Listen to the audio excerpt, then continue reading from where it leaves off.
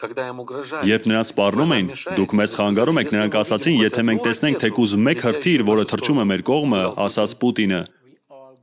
մենք բոլորս կգնանք դրախտ։ Նա ասաց, հենց որ մենք տեսնենք հրթիռը, որը թռչում է դեպի մեզ, ասաց նա, մենք բոլորս կհայտնվենք դրախտում։ Բայց դուք կարծում եք, թե դա նրանց վախեցնում է, դա նրանց չի վախեցնում, որովհետև խնդիրն այն է, որ երբ նրանք հաշվարկում են, մեզ հետ ավելի շատ մարդ կա, քան ձեզ հետ։ Նշանակում է, մեր բանդան ավելի մեծ է, քան ձերը, և այն զենքը, որը դուք ունեք, մենք էլ ունենք։ Իսկ մենք արդեն սկսել ենք ձեր դեմ պատժամիջոցներ կիրառել։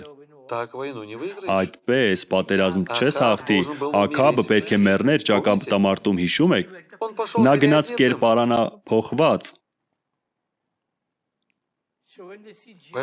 Դրա համար, երբ նրանք տեսան Հովսափատի, մարդիկ մտածեցին, որ Հովսափատը թագավորն է,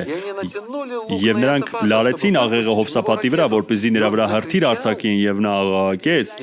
և նրանք հասկացան, որ դա Իսրայելի թագավորը չէ։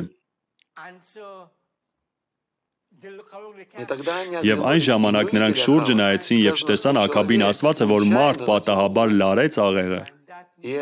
Եվ այդ հրթիռը թռավ ու անցավ Աքաբի զրահի կարերի արանքով կառքի վրա, և